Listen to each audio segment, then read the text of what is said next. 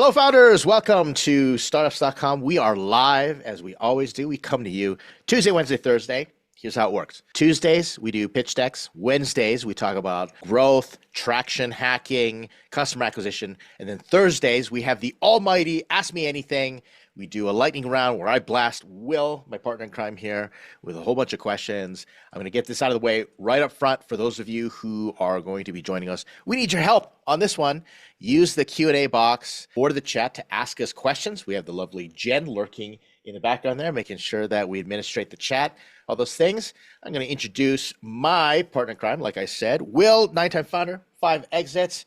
You've been doing this for a long time, Will. What's the reason you do this? Like Startups.com, like what's the whole purpose behind it all? It's my dream job. I'm guessing it's yours too. Like we just get to sit around and get paid to bullshit with founders all day, right? I mean, and like, right before we started this episode, I was just on back-to-back calls with a whole handful of founders. And the cool thing about founders, and Ed, you know this, is none of them are half interested in their ideas, right? They're all bananas crazy about their ideas. I mean, if you ever want to find a customer that cares so much about being a customer, go work for startups. If you also want to work with a customer that has no money, also go work with startups. But no, it's awesome. And so, hey, like what we'll cover here, we're talking about different topics that startups care about. Well, what's crazy about this is what Ed and I would have been talking about anyway, right? Exactly. If this was Saturday, Yep. right? It's just stuff we bullshit about anyway. So the fact that we get to do this for a living is awesome. It's amazing. It definitely is energizing, and I love doing it. Let me share that this show and everything we do is brought to you by us. Startups.com. Hey, look at us. Look at us, Will. Look at the website, startups.com. You can check out the resource there. We have a lot of free resources. We appreciate all our members coming and joining us, and you can start to explore what it's like, especially a real unfiltered look at what it's like to be a founder. Will, you've been doing this podcast called Startup Therapy for a long time. Tell us, what can we expect if we're going to be joining you here at Startups.com? We've been at this for a very long time. Like we're going on 14 years. And every question you could possibly fathom or ask, we've built countless content or answers around. And so, if you're building a company for the first time, most of you are, that's why you're here, and you're stuck on literally anything like customer acquisition or funding or whatever, just come ask us, right? Like this has all been done a million times before. And we will show you the way and help you look around corners and give you the answers to the test. Oh, there's my video. We are super interested in giving you the answers, and that's what we're all about here. So once again, this show is going to be about Q&A. So check out the Q&A. You're going to see some messages say, hey, start asking a whole bunch of questions, all that good stuff, and we want to answer. Feel free to completely derail us, abscond the show, make the agenda yours by asking questions, challenge us, ask us anything. But Will, I'm going to start off by saying you asked this question on LinkedIn, and I was really fascinated with some of the responses. You said, what's one question about startups that no one can seem to answer? And I found this one. This is just it's the warm-up, Will. Like this is the first scrum that we're going to do. And we had Marc Russell, really appreciated his response there. He said, who's the silent competitor kicking our butt? Will tomorrow's tech AI make us obsolete? What's the next best disruption we're blind to? Is our best hire going to flame out or leave? Are we innovating or just iterating? Can we out-execute the competition? I'm going to let you warm up for a second, Will, by asking you this question first. What is it about founders where sometimes I find, I don't know about you, but they're not asking the right question? Like, founders can definitely learn to ask better questions. What do you think about that? I think part of it, Ed, is that most folks are going through this for the first time. This is freshman year of high school. We were still getting stuffed in lockers. You don't really know how this whole thing plays out. And it's terrifying because you're putting your whole life, your savings, everything into this. And truth be told, you have no goddamn idea what you're doing. And why would you? Nobody's ever done this. This is one of the few professions, being a founder, being an entrepreneur, that there's almost no schooling for, right? Which is part of where we try to help with Startups.com. There's so few people have any resource of a person they can go to that says, yeah, this is how you do it all the time. My father-in-law is an attorney. So if I were to become an attorney, I could just go to him and be like, dude, like, how's this case law work, right? And there'd be a million attorneys to go to, and everybody understands exactly how it works. And if I needed to become an attorney, I could get to a law school and become an attorney. It's so perfectly set up. Right? Not saying it's easy. I'm saying it's all figured out. This is a business where nothing is figured out. And the direction you tend to get, because everybody's kind of making it up, is hilariously bad most of the time. It's hilariously bad. I remember when I was first starting, this was a billion years ago, the direction I would get from people about how to start a company, this is like in the early 90s, was in retrospect, well-meaning, but so bad. And most of the direction I got back then was you should probably stay in college. Funny, I heard that a few times as well. What's the advice I got? You should probably not do this. But like, we have over 1 million founders in the platform, and founders will come to us and they'll like, hey, I heard this from this, executive or this mentor. And Ed, you and I deal with it all the time. We're like, dude, that's the worst advice you could possibly get, right? Like, it's so easy to get misdirected and spun around in this business, It's something that I've talked about on my other videos. We talked about the Dunning-Kruger effect, where you learn a little bit and suddenly you think you're an expert. And we see this all the time. It's like armchair quarterbacks or people on TikTok. They think, wow, I made a few TikTok videos. I heard some people talk about it on social media, watch a YouTube video. And now I know how to solve conflict in the Middle East. This is what you have to do, on the Gaza Strip. And I think that what's important that I'd love all the founders, and I see you in the audience, founders, is that remember, the next founder of the unicorn, like the next Mark Zuckerberg, is not going to look like Mark Zuckerberg. Therefore, Mark Zuckerberg asked certain questions back then. He's going to be asking different questions for the next Mark Zuckerberg. So that's the important thing is the questions are going to evolve, and that's where we have to be adaptive in the evolution of the discussions that we have. And so I'm going to adapt these questions just a little bit. Will, let's discuss, because I think this is going to be a great exercise. But let's talk about competition. All right. Founders, they think they know the competition, but often they don't really know the competition, or they're not asking the right question about competition, and therefore they can miss these, what they call silent competitors. What do you think about competition? How do we approach competition? Okay, it's a couple things. I think that people way overestimate competition. And let me give you some examples, okay? Whenever I hear an investor say, oh, well, isn't that big company going to do that? Or couldn't they do that? I was like, do you know how rarely a big company does anything? Right? That's the whole point, right? It's like, well, Google will just do that. And this is Google we're talking about, right? An incredibly innovative company. And I'm like, yeah, in theory, yes, they could do that, right? But by the time they get around to it, and by the way, just because they're doing it doesn't mean they're doing it well. It cracks me up. But when I look at competition, particularly big competition, okay, I always use the reference that they are the Death Star and I'm the X-Wing fighter. Yes. If they finally get around to Alderaan, I'm screwed. But until then, I'm going to fire a couple torpedoes and blow this thing up, right? Because I'm faster, I'm more nimble. When people look at their competition, they say, oh, my competitor got funded. And, oh, we're screwed because they have money. You're making a giant assumption that they're going to be any good with it, right? Ed, how many funded companies do we talk to that if we talk to the companies, they're like, we have no idea what we're doing? All the time.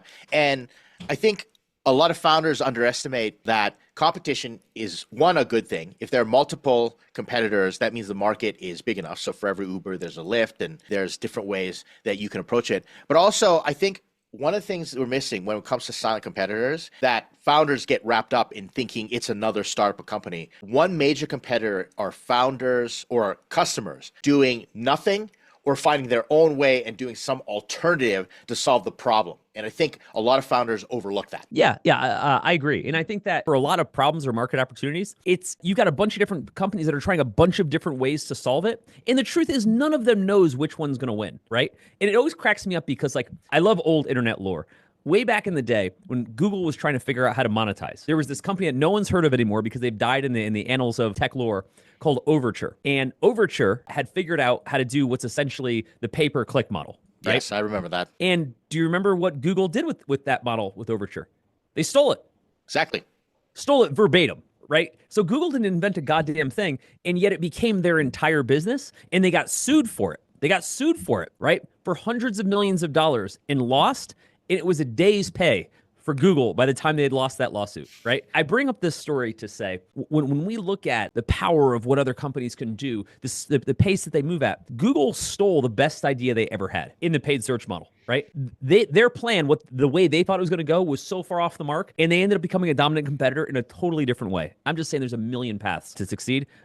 People tend to forget what their evil path was. But let's talk about, Will, a little bit of a warning for founders, because I also find founders end up doing something generic. Let's take, at top of my mind, video editing. They say, we're going to create a new video editor. And you and everybody else is thinking, we're going to create a new video editor. One major, totally saturated market right now I see, AI agents. All right? Yeah, of course, This is the blockchain crypto. We're going to turn everything on to blockchain back in, a few years ago.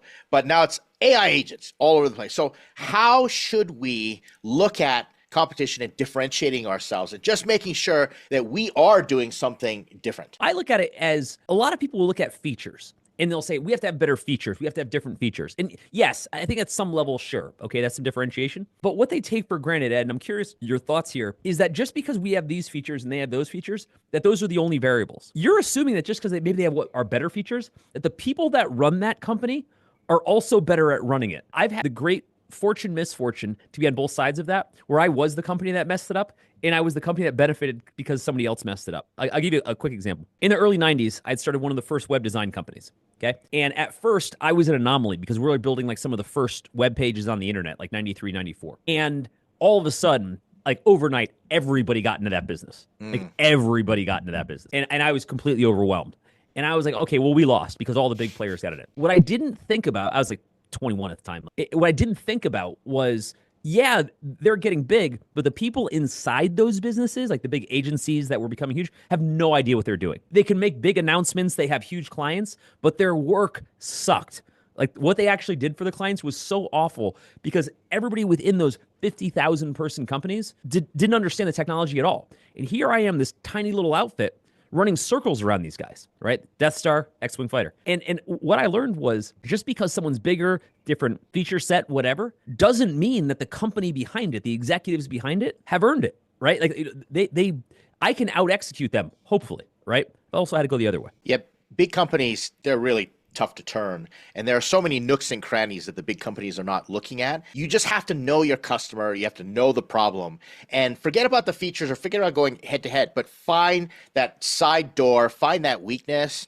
And investors like that, Will, and investors will just start to work with you on that. And especially if you can show that insight. So let's talk about, because I know this is a lot for the founders here, then the competition slide on your pitch deck. So let's really dovetail into, hey, how do we look at competition? And then just give us the overview, because I'm looking at the audience right now, and I know we're looking at your pitch deck. So walk us through how we translate your approach to competition to the pitch deck slide. Well, one of the things we always talk about with the pitch deck competition slide specifically is that people go about it wrong. When they're presenting who their competition is, they immediately go to who the other companies are. What they miss, the essence of why you're competitive, is what your customer cares about, what your customer cares about. So in other words, if I were to say Uber, let's take it as an example, right? Back in the day, that we're better than Lyft because we have this feature and this feature in our app. Yeah, but you haven't told me why consumers care about that.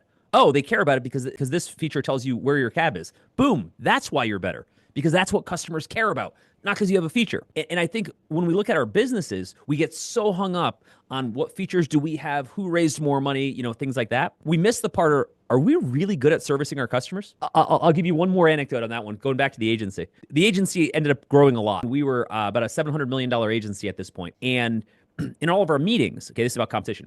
In all of our meetings, all of our board meetings were always about the financial growth of the company, the financial health of the company, billings, work in progress, all these like mechanics. After like a year and a half, I remember being at the board meeting and being like, do you know we've never had a conversation about whether our product's any good? Like it's like never even came up, right? And we're literally in the creative business, right? We're creating these huge campaigns. And I was like, shouldn't that be a problem? And this is funny, Ed. My business partner at the time said it's not a problem. I was like, what do you mean? He's like, we are great at selling. I thought that was interesting. He wasn't wrong, by the way. Professional services businesses, which we were, are sales businesses that happen to perform services, not a services business that happens to do sales. If you're great at sales, you're going to be a huge professional service business, even if you're okay. I would say our creative, not trying to be a jerk about it, it's 20 plus years ago, so who cares anymore, was a B- on a good day. We weren't the most creative, but holy shit, we could sell well. And our competitors were like, what's going on with these guys? They're not even that good. Look at their work. I'm like, yeah, we sell better than you do, so we get the work. That's true for so many startups. I hear people say, oh, the product's not as good, but they've got an entire business model. They've got other things figured out. And that's how you definitely want to differentiate. You know how you do that, everyone? You do things that don't scale. So you get hand-to-hand combat right in front, founder-led sales, learn how to do it, and then you can scale it while your competitor is thinking, oh, how do we get our entire sales team of like 50 sales reps out there? And how do we spend tens of thousands of dollars on influencer marketing campaigns? Meanwhile, you are scrapping your way to the customers by getting right in front of them. And wow, is that ever an advantage? And again, investors are going to respond to it. Tell them that story of what you've learned, how you've hacked your way to your traction. And believe me, you will be differentiated from your competitor. Also just a willingness to do stuff people aren't willing to do. Oh, right? yeah.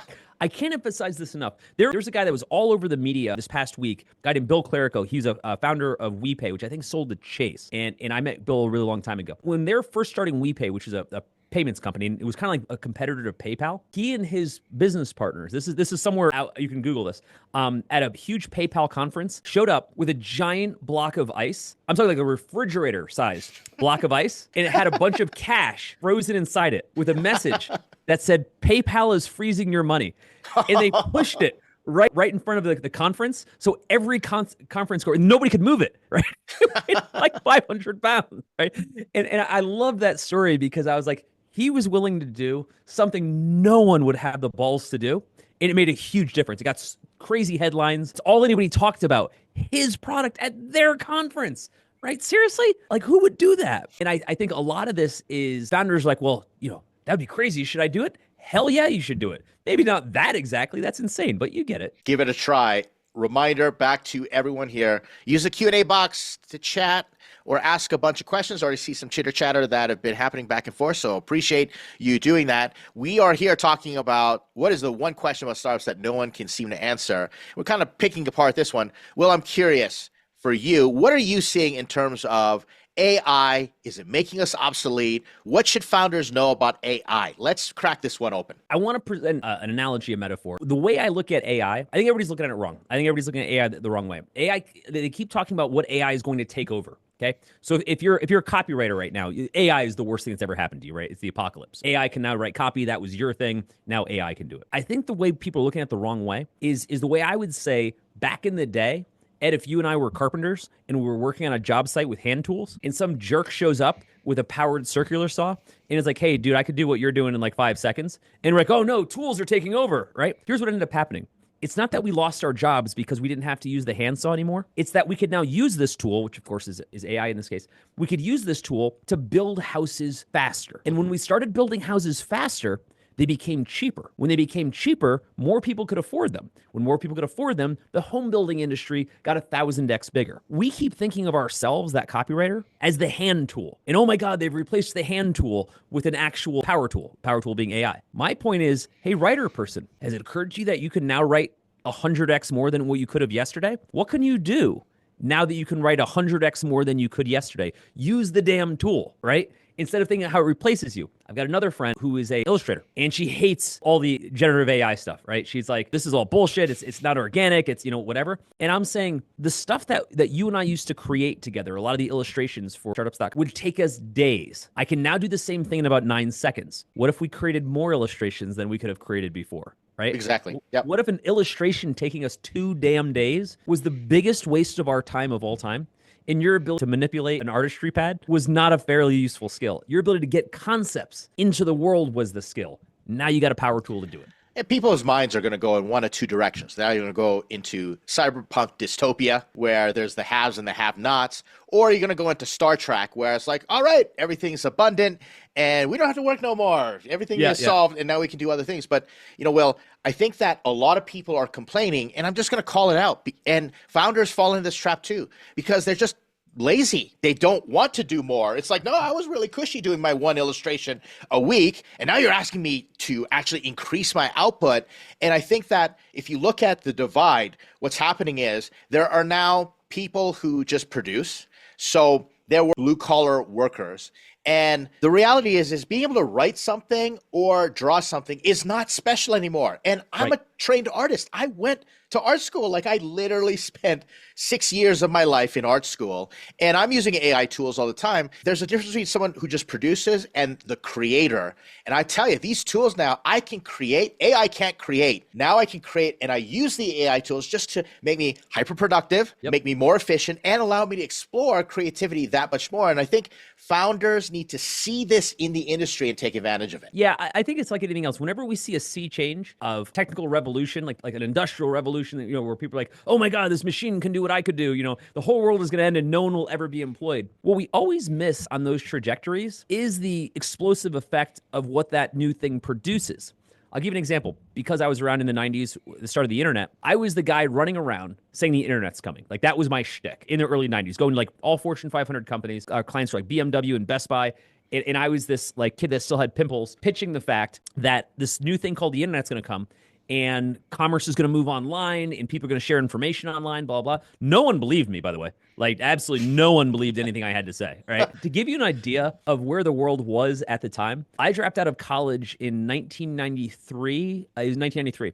And I was so excited, Ed. I ran to my guidance counselor, and I was a theater major, so it wasn't like a very technical background. But I ran to my guidance counselor, and I was like, "You're not going to believe this. I'm dropping out today." And she's like, "Oh my God, like, is everything okay?"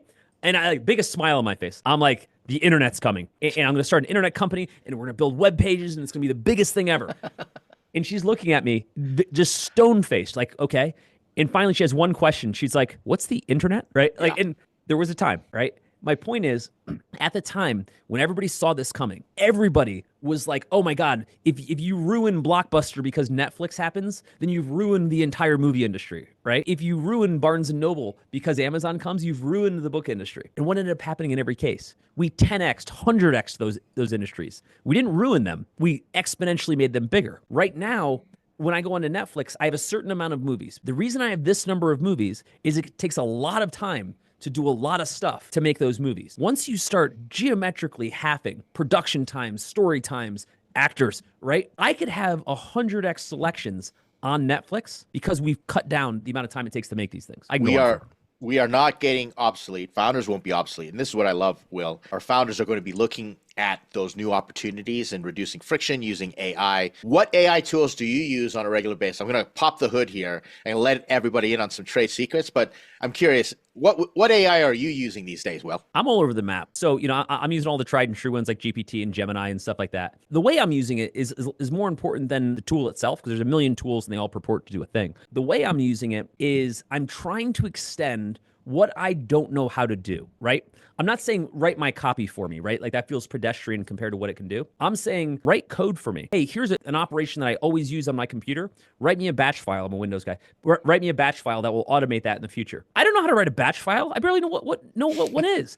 And now I'm sitting there with the AI and it's like, well, could you also do this? Could you also do this? I'm writing code and I don't know how to write code, but I know how to make it work. I'm using it like I'm in the process of building a house. I used it in so many ways. Let me give you an example because I love when people hear this. I created a list of every single appliance or thing that I needed to purchase for this house. It's a new build. I dropped it into a Google Doc and I told GPT, run through this entire list, find the lowest price of every product that I'm ever going to buy, and tell me what the power draw is on it, and design me an electrical plan for my entire house based on that. 80% accuracy. Also, took about 60 seconds. I showed it to my electrician. I showed it to my architect. Their heads exploded. The guy was like, that would have taken me a week. I was like, that's sort of my point. Right? I love this stuff. I had experience this morning. Normally, and I told Jen this, I would have called her and said, I need an HVAC guy, right? I just would have done that. But I literally asked ChatGPT, I said, here's what's going on with my furnace.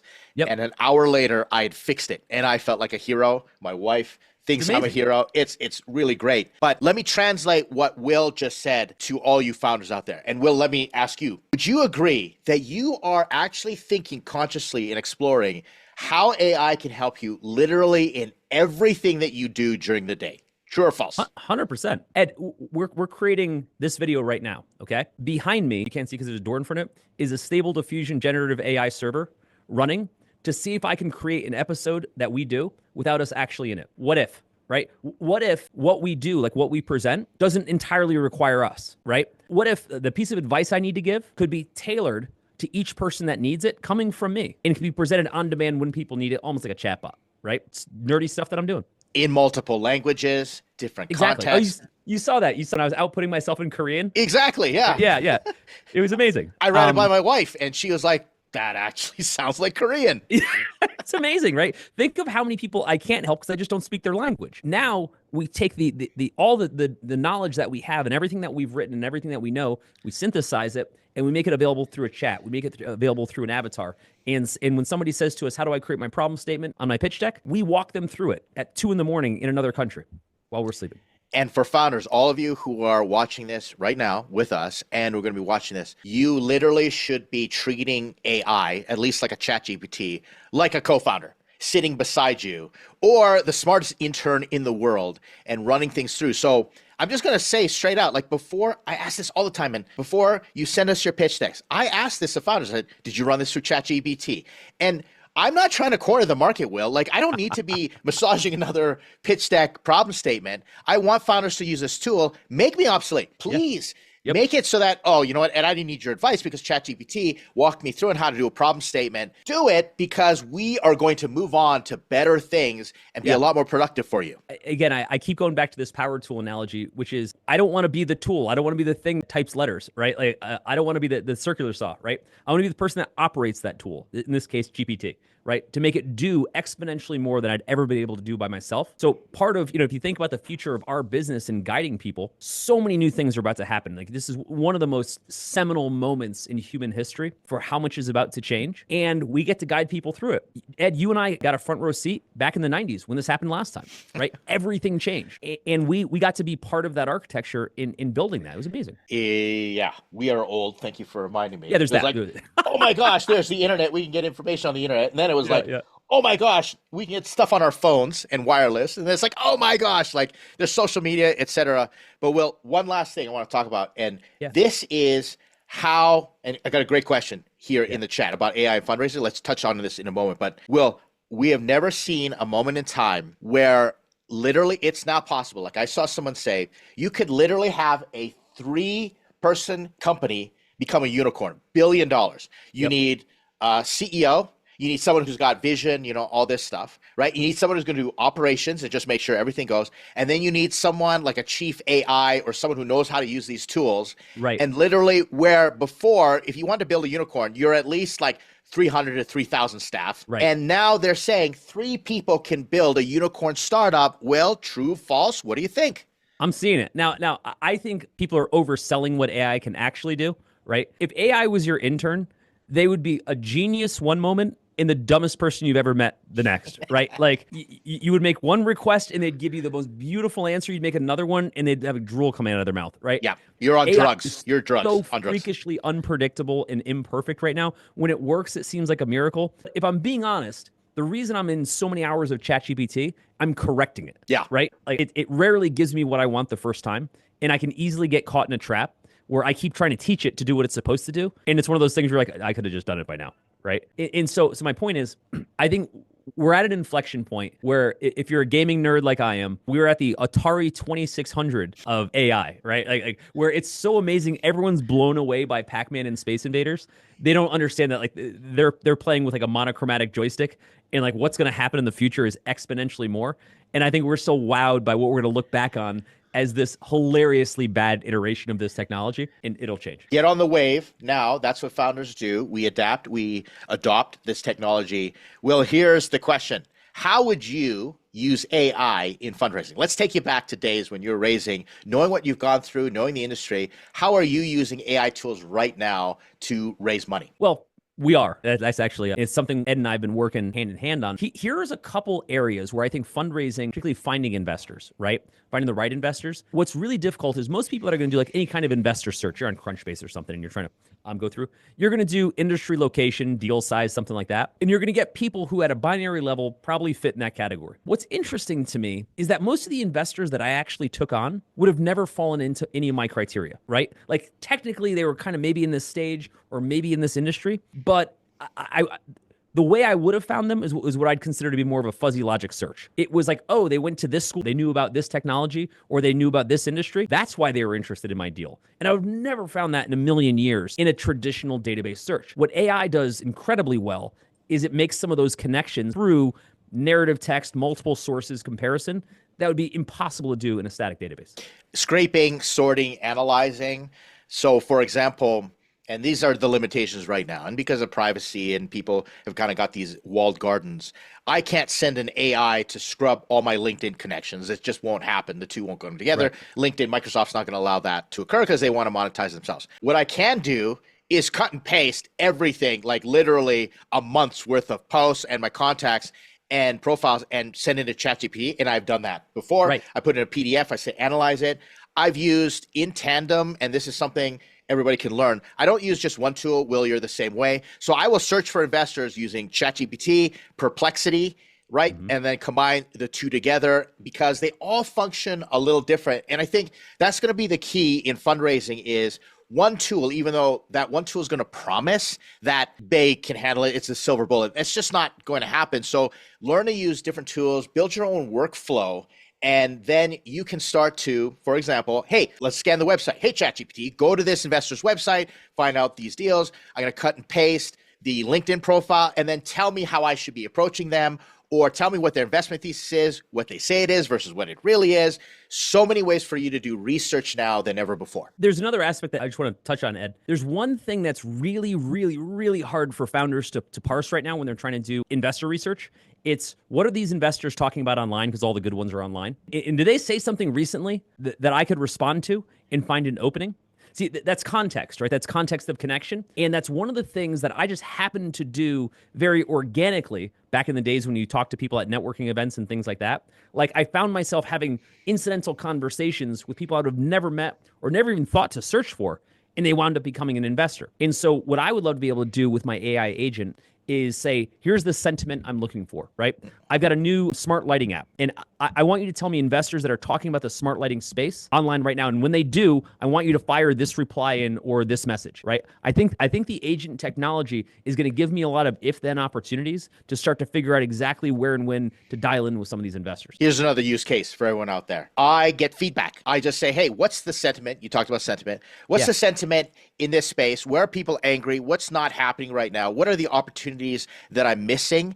And then I'll load up my pitch. I will upload my pitch deck. I'll say, this is what my pitch is going to be. What am I missing? What will the general consensus be? How will people respond? And I will get feedback, or I'll even ask, what are some things that investors are going to ask me or they want to see that I'm not thinking about? And it'll look through the entire internet of best practices, anecdotes, all the stories of what's made you successful or other founders successful, and it'll coach you. It will literally tell you what you could be doing next. And you can tell it, I want you to be hard on me, be gentle, be kind. I'm new to this. Like, there's so many possibilities. Talk to me like I'm in 5th grade. So many I use that all the time. Yeah, exactly. I do, actually. What I think is interesting, though, because part of what we're doing is we're trying to make these introductions to people. We're trying to get connected to people. And I think the traditional channels of let me storm the inbox are becoming less and less permeable, right? And in my mind, I need to find ways to make that chance connection, right? And again, I was saying this earlier, all the most important people in my life, important like relative to what I was doing at the time, I met by total happenstance. I'll give you one example just because it's hilarious. I'm in the elevator of my apartment building in Los Angeles, right? And there's this nerdy guy standing next to me. And he's wearing, this is geez, I got to timestamp it, 2006 maybe, my date might be off, but it's roughly then. And there's this nerdy guy sitting next to me, and he's wearing a Hulk hat, like Hulk, like from Marvel, right? Like a screen printed Hulk hat. And I'm like, what grown, like, it didn't look like a grown man that should be wearing that hat. And I never talk to people on elevators. I'm glad they don't talk to me, but I was dying to know, right? And I'm a huge comic book nut. And I turned to him, I'm like, hey man, Hulk hat, right? And he's like, oh yeah, I'm producing the movie, right? And I'm like, okay, go on, right? Turns out he was the guy that they just brought in to be the chairman of Marvel. Okay, this is back then. A guy named David Mizell. He was a stockbroker or investment banker or something like that. And he tells me this amazing story about how Marvel got bought out for next to nothing. I'm not going to bore you with all this, but and how he had just been given $500 million to produce a bunch of new movies, right? And he told me we're going to do Iron Man, we're going to do Thor, we're going to do Hulk. And I was like, you're going to do Thor? Like, again, I'm a comic book nerd. Also, my son's name is Thor. I was like, that seems like a hard one to do. He's like, yeah, we found this guy from Australia. He's like a heartthrob out there. And I was like, this doesn't sound like it's going to go very well. But anyway, my point is, I would have never met that guy in a million years. And I think these chance encounters, of how you run into people are fascinating to me. And I'd like to find more ways, again, I'm going back to Jeff's question about investors, more ways to make those connections to founders, to investors, et cetera. I think there's a way to do that with AI that's never existed before. Take advantage of those tools, everyone. We could talk about this. This is another topic. Well, I'm sure we talk all day about all the use cases for AI. Yeah. Fact of the matter is, the point is, everyone jump on the train and start using it. Let's move to the next question, and we can end on this one. What's the next disruption we're blind to? Well, this is one of those words, disruption, that is so cliche, yet so pertinent to what we do. And so let's talk generally about disruption. And everyone says, oh, we're going to go in and disrupt this industry and all those things. What are your feelings? I got strong feelings about this. What are your feelings about the word disruption? My thing with disruption is obviously overused, oversold, right? Crypto was a perfect example in my mind of something that was a solution waiting for a problem. And it was about all this disruption. And some disruption did happen. I don't want to discount that, but nowhere near what people thought it was going to be. But you know what? There's also other technologies that were supposed to be disruptive that didn't, like VR and AR. that I think are going to be the most important things that ever come out. They just happen to be in the wrong state at the wrong time. Personally, I think AR more so than VR is going to be by far the most disruptive thing. I think that disruption can be looked at in two things. So let's use AR and VR for a moment. I think people get hyperbolic about disruption and they think something like explodes and there's this novel condition and suddenly we're in different land, different time, we get transported somewhere, and they call that disruption. But for me, disruption is best used when you talk about kind of a catalyst. So it's like all these people are continuing to do one thing one way, and now we're just going to introduce something novel and disrupt, just knock it off the tracks just a little bit to change the trajectory. And like AR, VR, like people, I don't know, man, they started investing billions of dollars into it like 10 years ago, Will, and they say this is going to change everything, this disrupt entertainment, all that stuff. Hasn't happened yet, but we're using it so much more. Like, Will, you've given me demos, you're using AR and VR all the time, and it is disrupting, but it has to have a lot of conditions line up to eventually get to the point where, you know what, when we do call it disruptive, we're like, oh, that made sense. Like Airbnb, oh yeah, it disrupted the hotel industry, that made sense. But 10 years ago, nobody was thinking that way. And that's how I approach it. I look at disruption that when a new technology comes out, you look at what you were doing today and you say, that sucked. It's the way we look at GPS and maps, right? Like Google Maps, something like that. And I try to explain to my kids what a map used to be, an actual physical map.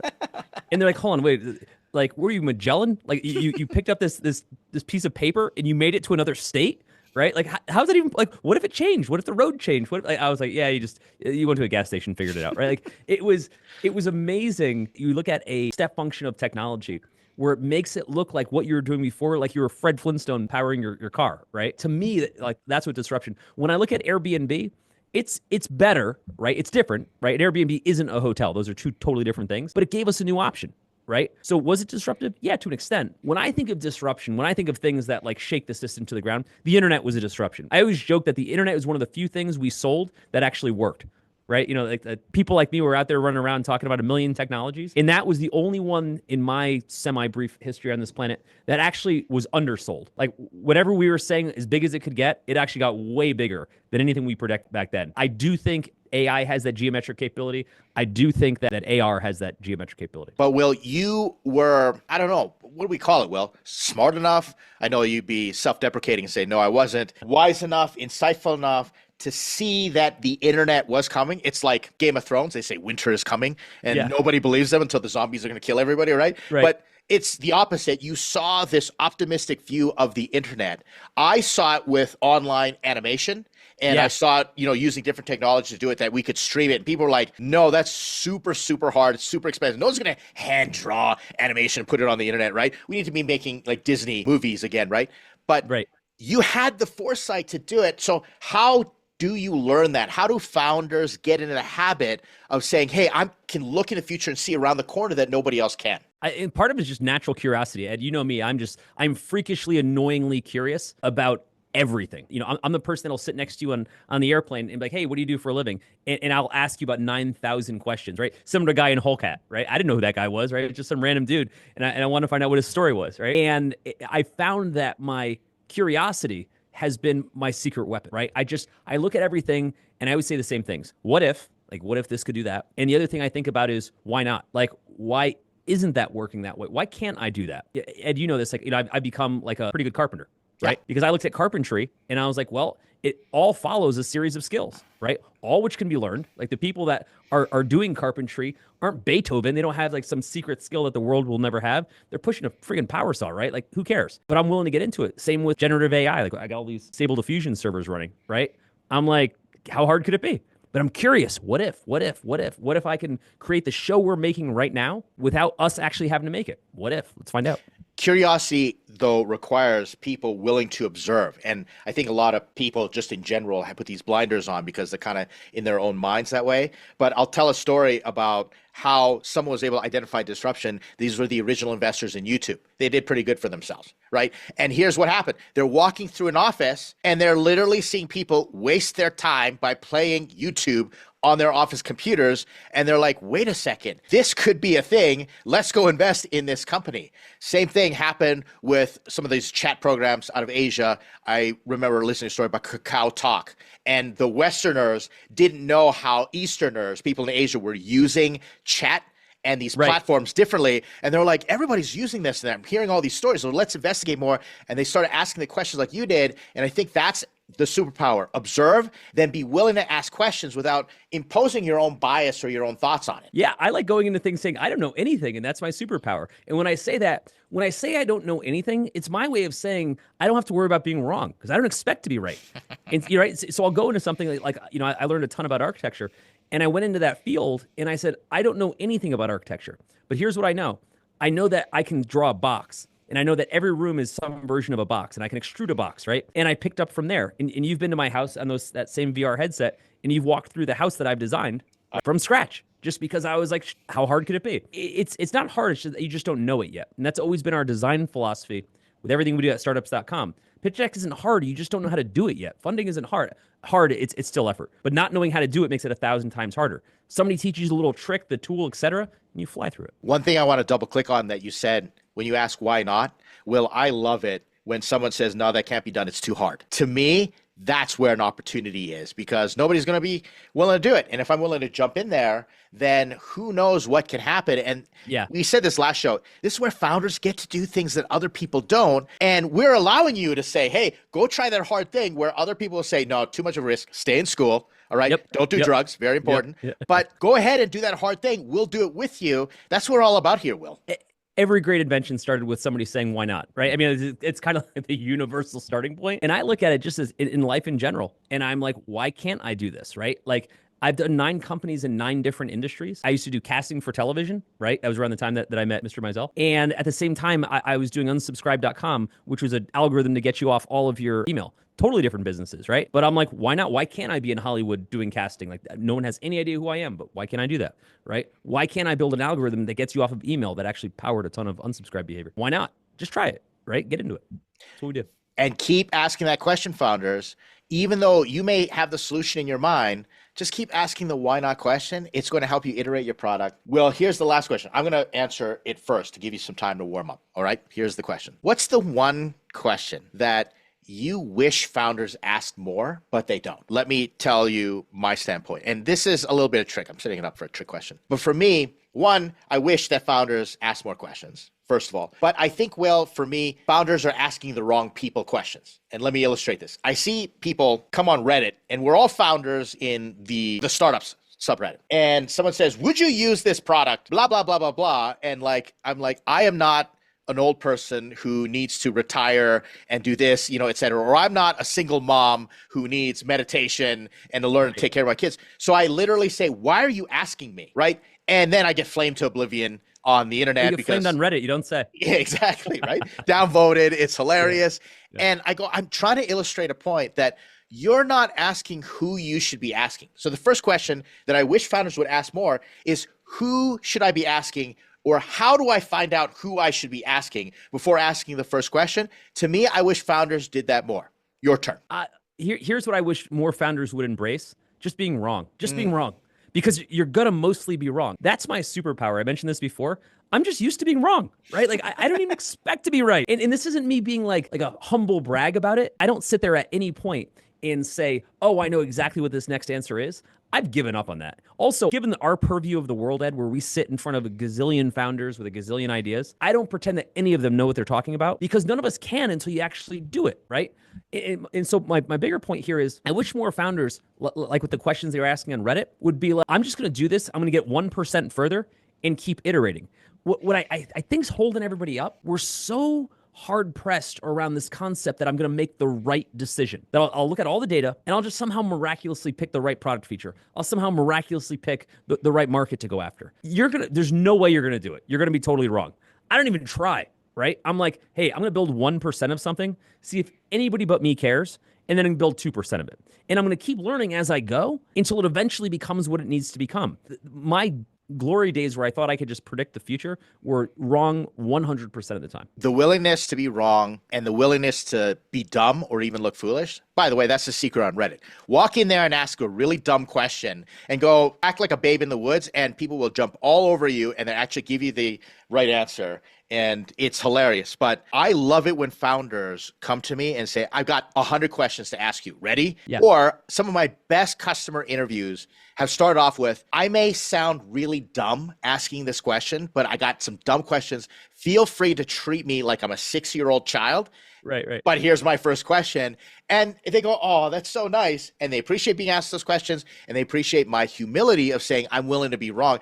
And Will, we love it when founders do that. Yep, I agree. I love learning new stuff. I love kind of putting myself in positions where I don't have to worry about being wrong because it allows you to be bold, right? If you're not worried about making the wrong decision because you didn't expect to make the right decision, it's like the story of my life. Then you are infinitely powerful, right? I used to have this plaque up on my wall. It was me on a magazine cover that no one has ever read, and it was me like in a suit, to give you an idea, it's from like 1990s.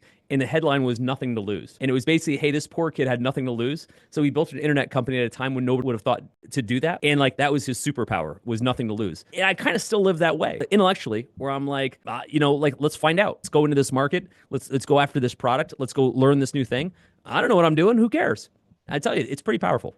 When you're afraid of being right, it stalls you. Absolutely. Well, this has been an illuminating conversation. Appreciate being able to explore these topics, just really in an environment where we're allowed to talk and ask these questions, like to look dumb, awesome, like you said. Appreciate all of you who've hung out with us in the audience, and I hope we have dropped some nuggets for you to take away and start thinking about. Will, what's the one thing that you think everybody should do right after? As soon as they end this call here, what should we be working on? I'm going to suggest go do the thing that you're too afraid to do. Go ask the question that you're too afraid to ask. Go try the thing. Go learn the thing. I'm telling you, it's the best muscle you'll ever develop. Takes a lot of courage, and we appreciate all you courageous founders. Thanks again for hanging out. If you are watching this on the social media, on the internet, do the YouTube thing, do the social media thing, like, comment, subscribe. We love your feedback, and we are so appreciative of our community. You motivate us, and you get us up every single day. Will, been a pleasure as always. I'm going to see you next Thursday. I'm excited. Get in the workshop. Go build something. Thank you, everybody.